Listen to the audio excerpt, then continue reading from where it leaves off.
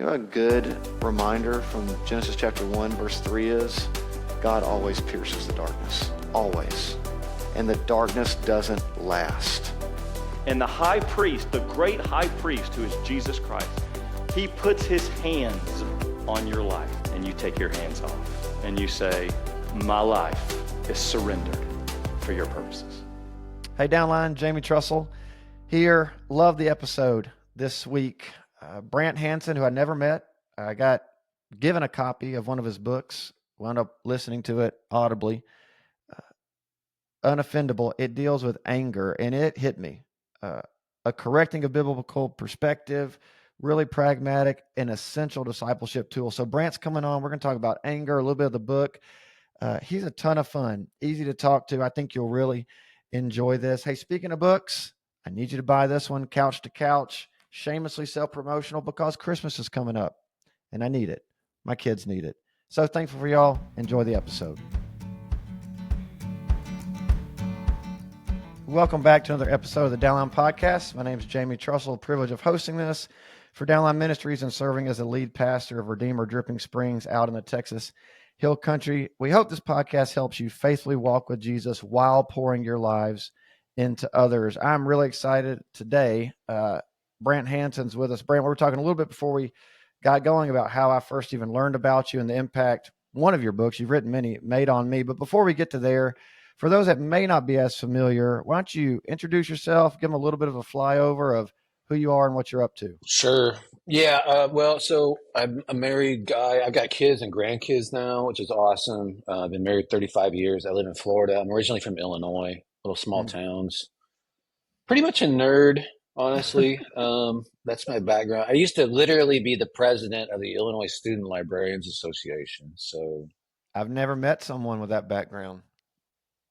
I know it's a big deal for you right now. This is kind of a moment in your life that you'll treasure. But yeah, and I do radio, and I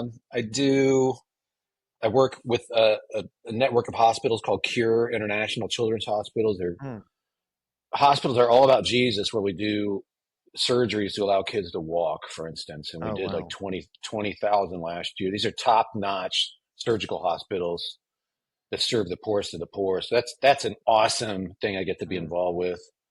And then I do the book writing too. And I started with this book, Unoffendable, which is what we were talking about before. Yeah. I don't think I realized that was your first one. Yeah. Yeah. I didn't nobody expected it to sell very much. I honestly, seriously thought if it sold 5,000 or 10,000, I'd be super pleased. And I was. Yeah. And it started off kind of slow. And there wasn't a big promotional push behind it because I'm a nobody really in the publishing industry. But now we're like up to 400,000 books, and it's all been word of mouth practically. Like, how wild is that? Like people just going, oh my goodness, there's something different here. It's so counterintuitive. I think because it's so relevant that's why it just keeps going. Well, so to kind of bring the audience in, as I was telling you before we jumped on and actually hit record, like 5 months ago, I was meeting with a ministry mentor in Austin, a guy named David Smith, and who I just love. And I sit down and he hands me this book called Unoffendable, which I just, no offense, don't be offended. I'd never heard of it. Oh, no. He goes, I'm giving this to everybody I meet with right now. I said, great. And I threw it actually did the audio book so I could listen to it while working out. And man, there were times I was stopping my workout or stopping a run or whatever it was because you're hitting at something from an angle that, and I get paid to be a Christian, multiple degrees, from an angle that I'd never had it presented to me before. And just so the audience knows, it, centers on anger and the reality of it, our struggle with it. And I think completely 180s our perspective on a lot of it, at least did for me. So I wanted you to come on. You're gracious to do so because I think so many people struggle with anger. Across the board. Right. So Dallas Willard said it's American Christians' biggest problem because we're not taught out of it. And I have found that to be true in my own life because I wasn't taught out. We're taught the wrong stuff. And I have to tell people whenever I talk to groups, I'm like, look, and some people might be 70 years old too, and they've been around church their whole lives. I'm like, please hold open. And I may be wrong what I'm about to say, but please hold open the possibility that God still wants us to keep learning things. Mm. Like, even if you think, well, I already know about anger. I figured that out. I know how this works. Like, if you're a disciple, you're always in learner mode, right? That's the whole That's point right. of being a disciple. You're learning. So That's that right. never ends. So I'm like, No. please just hold open. I could be wrong. But then I go on to explain that what we've heard growing up about, well, there's righteous anger and we should be angry about some things. We got to be Right. angry. Yeah. And then there's unrighteous anger and we should get rid of the unrighteous anger, but we should keep the righteous anger. We have to. That's wrong. Yeah. So Biblically, start it's there.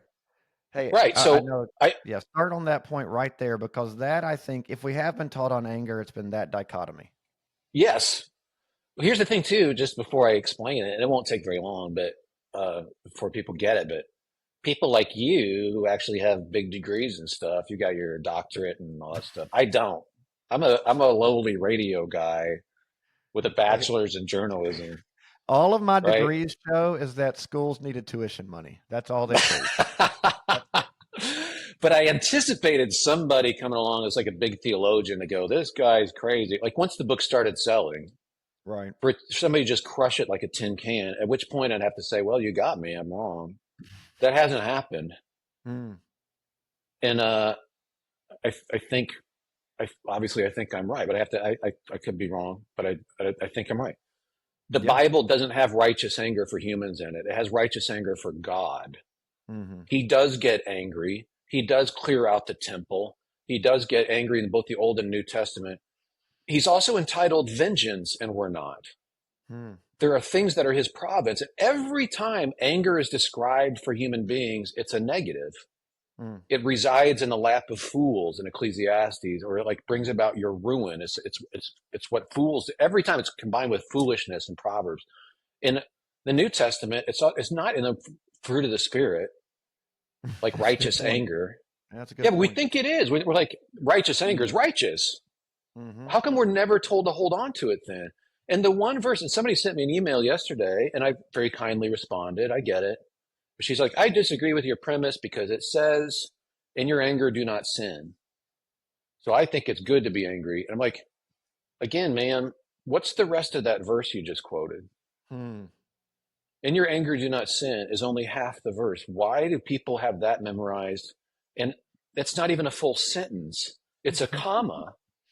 So it's half the idea that Paul wanted to get across. What's the other half of the idea? Yeah. She doesn't know, I would imagine. I didn't know.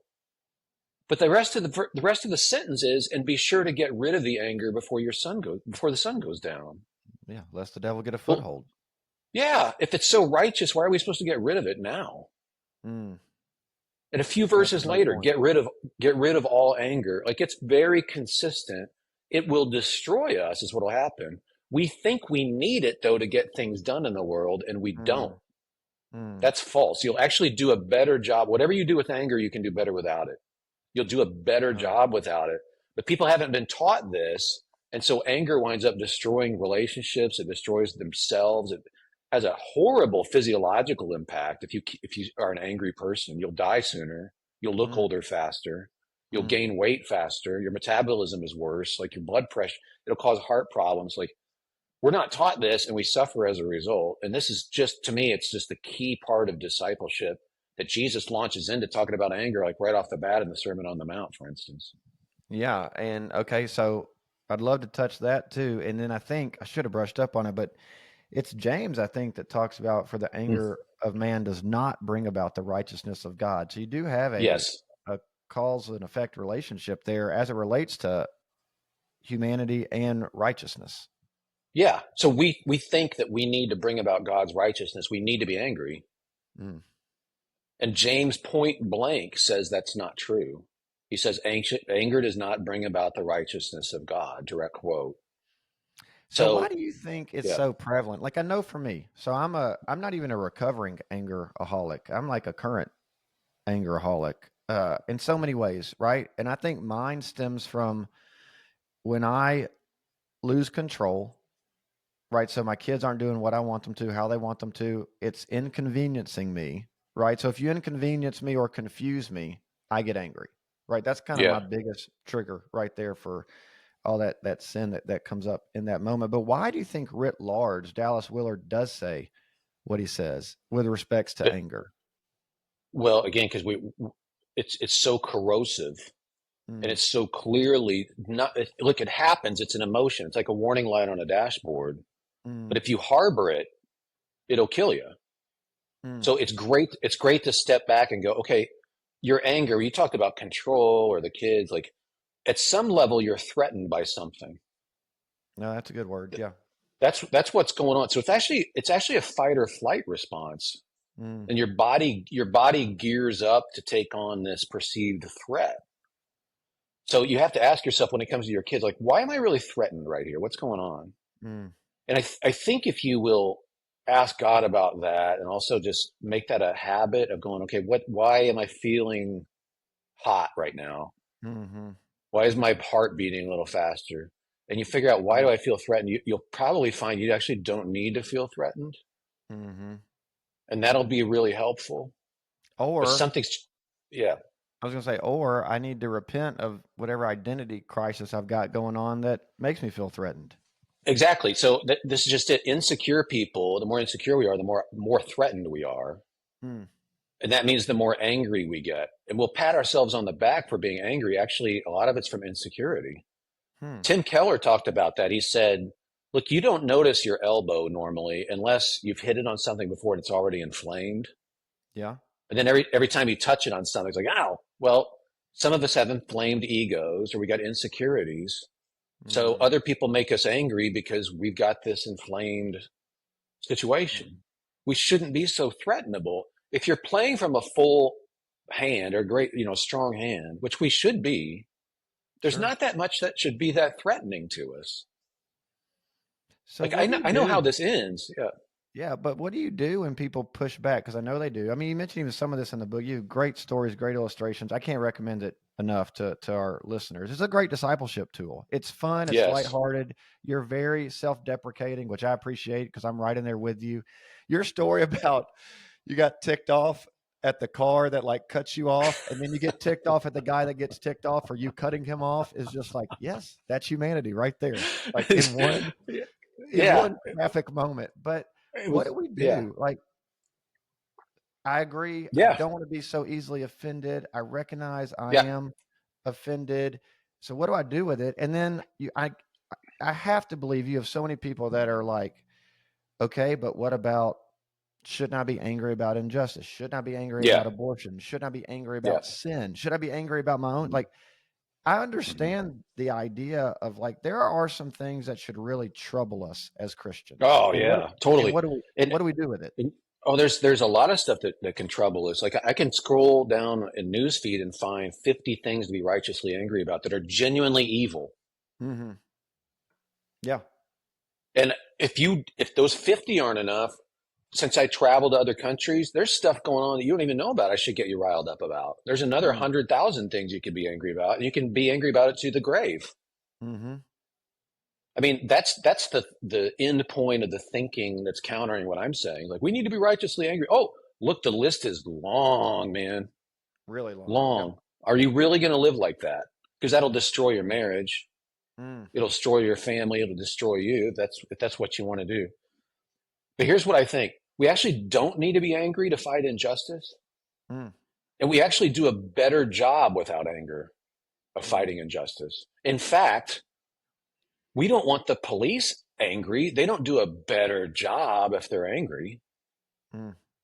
We True. don't want judges angry. They don't do a better job if they're angry. We don't want the military or juries angry. Like, I need to be angry to, no, you don't. Mm. You'll be more clear headed if you defend the vulnerable, ultimately out of love. Mm. Like this, that's the way that you can still do it. I bring Martin Luther King Jr. into the book, and also Dietrich Bonhoeffer, just as examples of two guys who agreed with this concept that there is no such thing as righteous anger for humans, who were very effective at speaking Sure. to injustice. In fact, Sure. better, Mm. super smart about it. So Mm. that idea is wrong, that I need to be angry to fight it. Like what happens is if you say we have righteous anger, you wind up patting yourself on the back just for being angry. Okay, I want to pause you there because Yeah.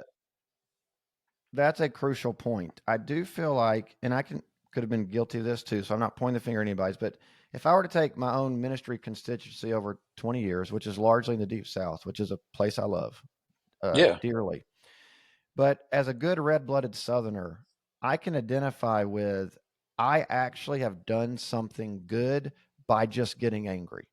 Like Yeah. if I'm Right. angry about the right things, then I'm on the right track. Does that make Right. sense? Yeah. That's the way of the world. It's called Twitter, actually, or Hmm. X, Well, hey, no or any social media others. right here. I quit social Or media 7 okay, years good, ago. good for you. Yeah, Or yeah. Blue Sky is the same way. Like Mm-hmm. it's you should be as angry about this as I am.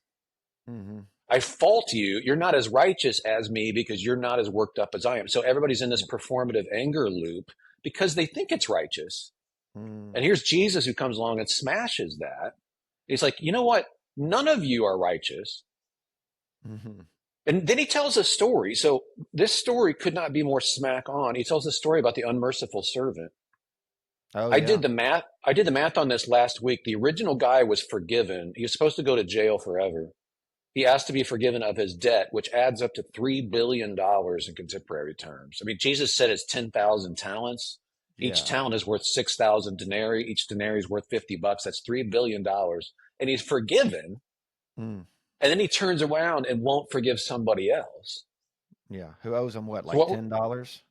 yeah, something like that. So that's us if we don't Mm. forgive. Mm. And forgiveness necessarily means surrendering my right to anger against you. Mm. There's no way to say, I forgive you, but I'm staying angry. So this is our way of living, is that we defend the vulnerable. We do what's right. We do what we have to do, but it's not out of anger. We have to do it out of a posture of forgiveness. So to get back to your question about how to actually do it, Yeah. number one, I would say decide you're not going to be shocked anymore by the same stuff over and over and over. Mm. Because this is Okay. ridiculous. If you're like, I can't believe somebody just cut me off on Route 10. Well, have you driven before? Because this is what humans do. Yeah. Have you left a church parking lot? Yeah. Right. But honestly, it's like, I can't believe my kid did that. Really? You can't believe it? Mm. Why are we shocked over and over? I can't believe my boss said that thing. I can't believe, like, no. I know that humans are broken. That's the Mm. insight that we have already as Christians. Yeah. We already know. So that's one big thing, is decide at the beginning of the day, I'm going to forgive people in advance. Mm. So it becomes a way of life. It's a posture that you have towards the world. The phenomenal thing about this, and this is where we're growing as disciples, this is a practice, and you practice it. Yeah. So I literally call traffic forgiveness practice. I mean it. That's good. It's a Yeah, that's good. It's a low leverage way, a place to forgive people who are driving you crazy. They're doing something that's obnoxious or toxic. You pray for blessings on that person, for peace in their home. Mm. You will learn. At first, it's like, okay, I'll do it. I'll pray for peace for this person. The second time, it's a little easier. Mm. And then after you just do that, now when somebody cuts you off, I'm serious, it doesn't even enrage you. Mm. It's like you're becoming a different sort of person, which makes sense because it's just like just practicing anything else. Like at first, to Yeah. do scales on a piano, like you have to think about it, and then after a while, you don't even think about it. Or shooting a free throw. You know this from coaching. Like you practice the free throw so that in a game you don't have to think again. Where does my elbow go? Oh yeah. How do You're I done if you're like thinking. Right, totally. So you Yeah. do it over and over, and then it becomes second nature, where you respond like Jesus would in the moment because you've been practicing this. Mm. So you don't have to look down at your wrist and go, okay, WWJD. Okay, what would Jesus do? Would he flip this guy off? Would he? No, he wouldn't flip him off. Now, what would he do? Like you just respond in real time, Yes. and you become a different sort of person. So I can't emphasize this enough. You practice forgiveness and you get better at it. It gets easier. And I tell people at first, and I'll wrap up my little soliloquy here in a second, but No, it's great. Keep it going. I tell people, because they're like, well, forgiveness is really hard. Like, you know what it is at first? But you know what's harder is living a life of unforgiveness. Mm. That's way harder. Mm-hmm. And here's where we learn again that if you yoke yourself to Jesus, his way is actually easier and lighter than any other way. Yep. Right? So like his way of living, forgiving people is freedom. So that you're not consumed with all these other people. They don't take up your mind. And I also tell people, if they're like, does this mean I have to just stay in an abusive situation? You know, I just have to go, hey, whatever, I'll just stay in it. I'll stay in relationship with who? No, you still have boundaries, Sure. but forgiveness allows you, like if you don't forgive, you are staying in relationship with that person for the rest of your life in your head. Forever. So again, the way of Jesus is genius. He's the smartest person who's ever lived. Like he knows how to live. He's the son of, he made us. Yeah. So That makes sense. Yeah. Yeah, he knows how to live. So his way is actually easier and lighter. So this practicing of forgiveness is a brilliant way to live. And in that, there's obviously a tie-in to the more you practice forgiveness, the more you're releasing, like you said, the right to be angry or the tendency to be angry, whatever the effects of anger. I was sitting here trying to think as you're talking. I can't honestly recall a single time, just practically, take the Bible out of it, which we would never want to do. But if I did, even anecdotally, can't think of a single time where I would go, I'm really glad I got angry in that situation. You know, it was the only time I can think it makes any sense is in that fight or flight response, which is for real threat. So if you get an adrenaline, right, you get that adrenaline boost and you lift the car off the child or whatever, like that's awesome. But here's the thing, and I make this point in the book too. This is why we get so sick with stuff that other creatures on the planet do not get sick from. So I quote that book, Why Zebras Don't Get Ulcers. Yeah, I remember it's that because part. So they get the fight or flight response. That's just to get away from the lion. It all that cortisol, adrenaline, heart rate, metabolism, body temperature, all those changes, and it's intense what happens to the body. It's all for 30 seconds for an animal. But humans are the only creatures on the planet that can keep it in our systems. And just carry it. So we're the ones that get ulcers. We can borrow threats that haven't even happened. We can imagine threats. We have arguments in our head with people we'll never meet, or is that just me? Right. Yeah. Totally. No, it's totally true. Or we can worry about things that could happen 6 months from now. But animals don't do that. And here's Jesus saying, be like them. They're not borrowing threats. Like it's going to shorten your life.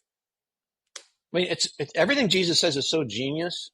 I don't know why the church doesn't teach this stuff more often. Honestly, I'm perplexed, but I'm glad we get to talk about it. Like, I think this is living.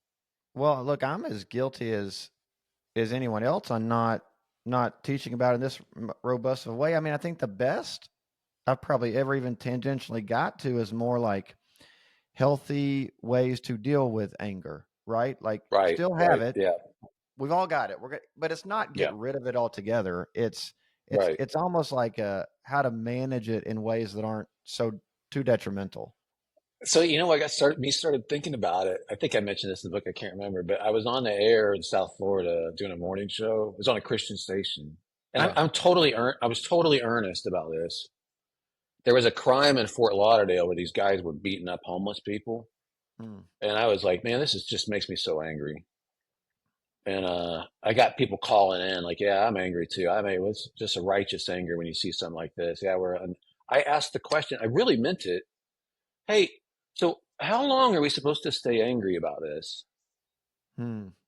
Like 2 weeks or a month or like 10 years? Yeah. Yeah. And no one could answer the question. And that's literally what me started thinking about it. Like, well, what does the Bible say about how long we're supposed to keep our righteous anger? Like, we just supposed to stay righteously angry to the grave, or? And then I realized, wait a second, I can't find any guidance on that because there is no righteous anger for humans in the Bible. It's not in there. So that's how I came across this. Right, and this isn't to pick on any particular generation, but there's a way that we watch older believers either grow Yes.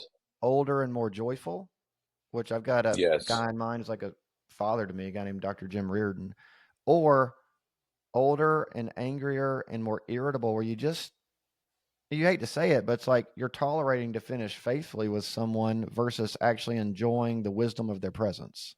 100%. I've mentioned that on my radio show. Like I regret that there aren't more guys like Jim, Mm. because Yeah, me like too. I know some people who would be very wise and be exactly who we need, and they are stuck watching the news 24/7. And just getting I mean ramped that up about it. yes, that's the demo for the news, Yeah. for MSNBC and Fox News. Like it's 70-year-olds. Like we need you to be the ones who aren't worked up. Mm. Like we need some people who are voices of peace and they're not anxious, Mm. to put things in perspective, but instead they're just as worked up or more than everybody. And man, you wear it too. You will wear that anger. You will gain it. Changes you physiologically. Mm.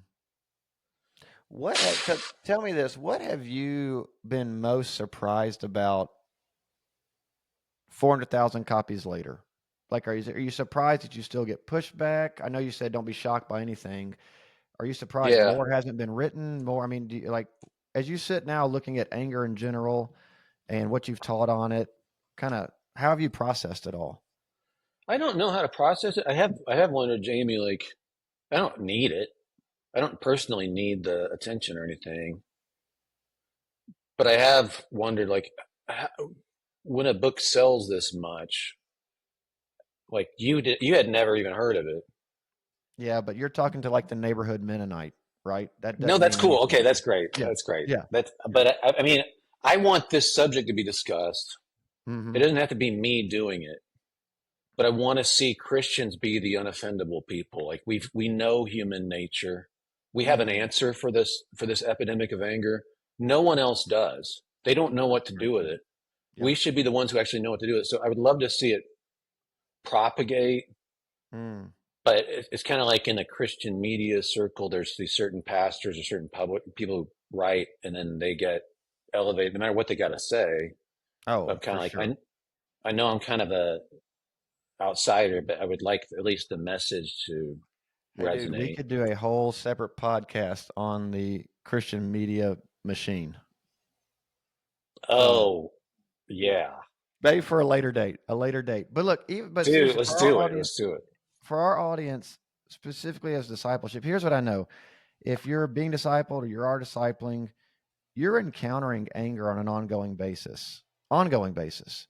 And maybe instead of categorizing it as righteous and unrighteous, let's start saying, let's reserve that for God. And then what would you say? I heard a sermon one time, I'd never considered this, is the thing Jesus was probably most angry about, right? Sin and death and Satan. Anger drove him to compassion on the cross. It actually drove him to the point of a pathway of reconciliation, seeing all the destruction. And it doesn't drive him to a path. I mean, God's wrath is satisfied in that moment, and his wrath is reserved and one day comes Hmm.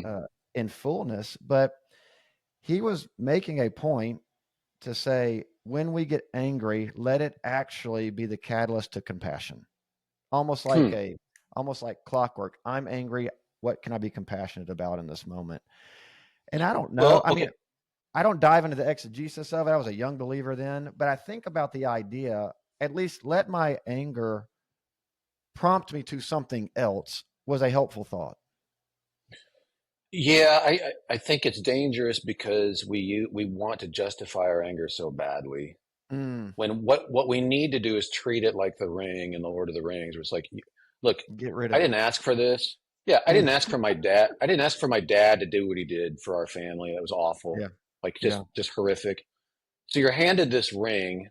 I need to drop it in the cracks of doom as soon as possible, or it will kill all of us. Mm. So I would hate to even hold on to it for just a little bit and justify it.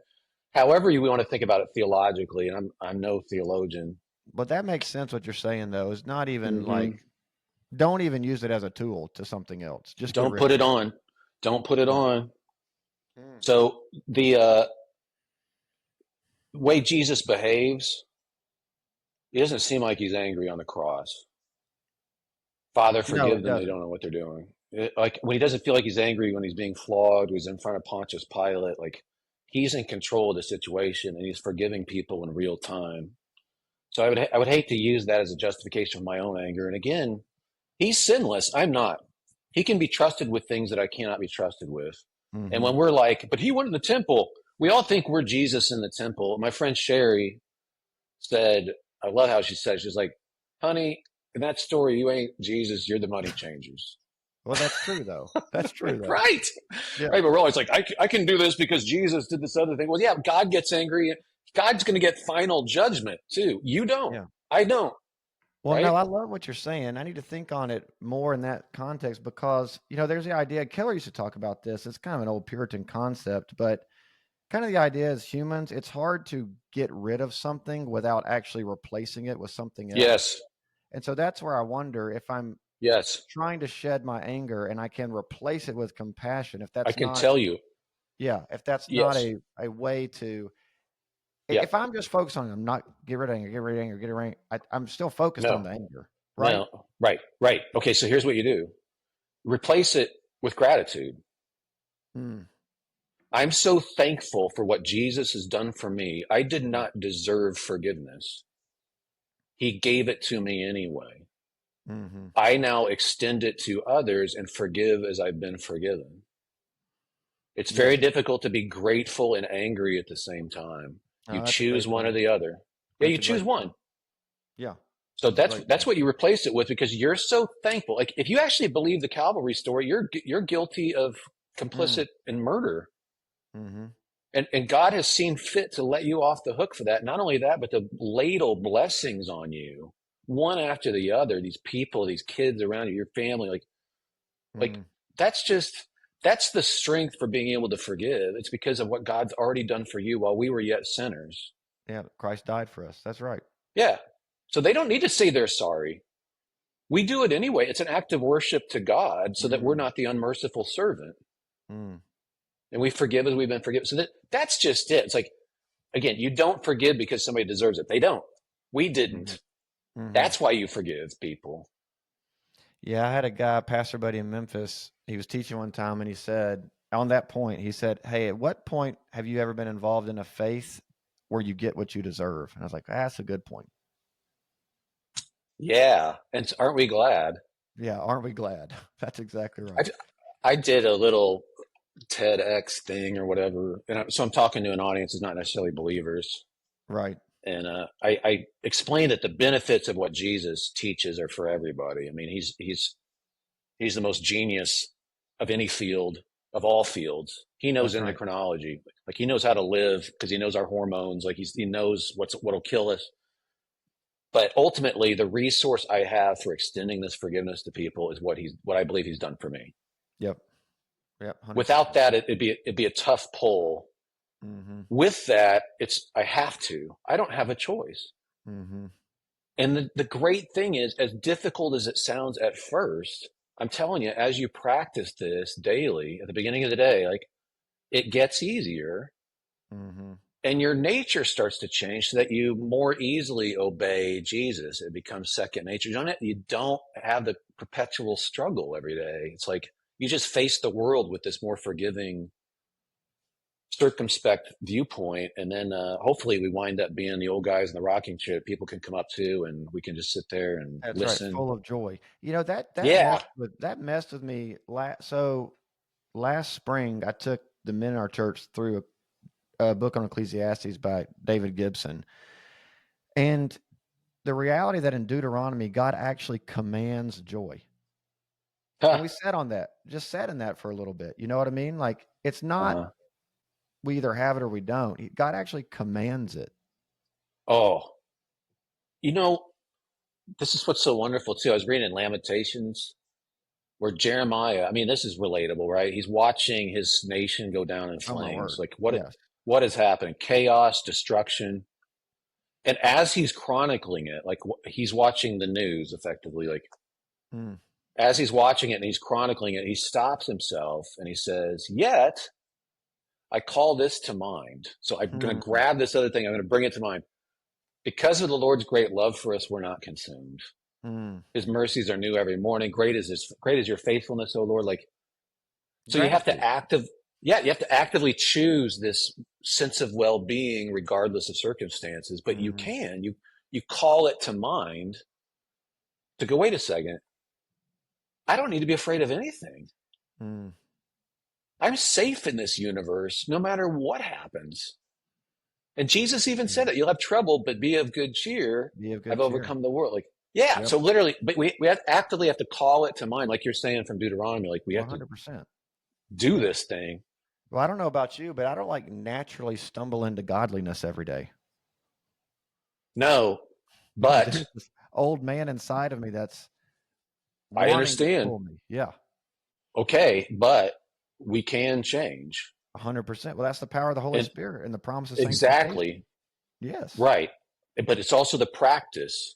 that's So exactly when right. Jesus is saying in the Great Commission, like, teach them to obey the things I have commanded, he wants us For to have a better, right. because I'm with you, right? Like that's the Hmm. awesome thing. You can do this Yes. because I'm with you. Yep.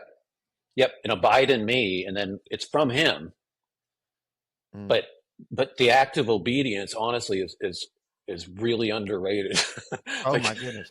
Well, you talk about, so we're preaching through James at Redeemer out here right now, and I love it because the like most loving pastoral thing James thinks he can do is say, look at your life. Are you obeying Jesus? If not, you might not be a Christian. I mean, this is the yeah, thesis of James. well, right. I mean, you're either, this sounds horrible. So thanks for letting me say this, and you can rebut me if you want, but Jesus never looked for Christians. Mm, He wants followers.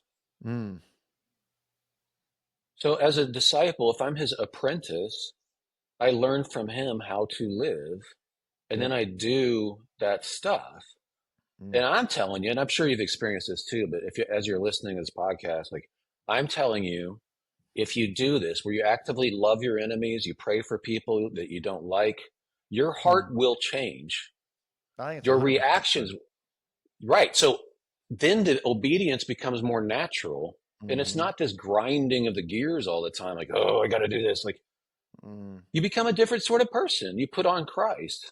But mm. it's actually through interacting with him Yes. that he's like, okay, let's do this thing, and he gives it his Holy Spirit to do Okay, look, I told you 30 minutes. I'm always a liar. Can I ask you one more question? it. One more Yeah, question. sure.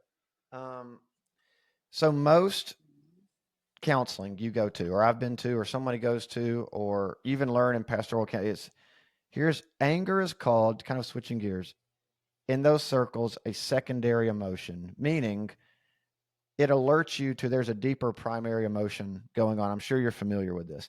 And in those moments, what I've always taken from that is actually focus on the thing under the anger, not the anger itself, because it's not the real problem. It's sort of like, Right, right. take Tylenol because you got a fever, but you really need an antibiotic for the ear infection. Let's do the ear Yeah, infection, then the fever goes away.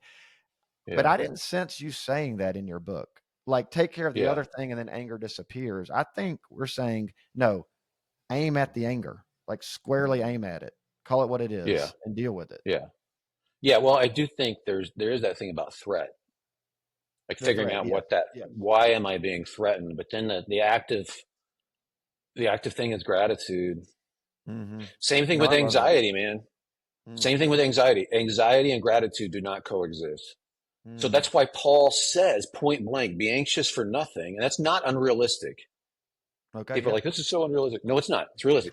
Be anxious for nothing. Instead, pray about everything. Tell God what you need and thank him for all he's done. So you pivot to gratitude. And the result of that, he says, you'll have a peace Mm, beyond our understanding that mm, guards your heart in Christ Jesus. Like literally physically guard your physical heart. I know this from mm, doctors have told me this from, that's what gratitude will do. mm. So recognizing the goodness of God in life and just living in gratitude is, and the anger can show you like a warning light, like, oh, I'm feeling Yeah, something. What's going on here? Well, what am I threatened by? And that's very helpful to have that, but we're not supposed to live there. We're supposed to get rid of it as soon as we can. I love it. Well, hey, you have been so gracious. I've been waiting on this. It's been so much fun. it's rare, and I'll tell our audience too. It's like a top 5 tangible, life-changing thing I've read in the last 10 years, and that's not that's not typical pastoral hyperbole. That's like that's the reality. Thank you. Yeah. So hey, thanks for your time. Thanks for joining us. Hopefully we can do it again sometime. My pleasure. And yes, let's do it again. But glad to. You're awesome. Thank you so much, man. I want to thank everyone for listening to this episode of the Downline podcast. Please subscribe and go down and rate us and give us 5 stars. Help us get this content out to as many people as possible, as we hope to continue to equip men and women to join the Great Commission as we make disciples for a lifestyle as a lifetime.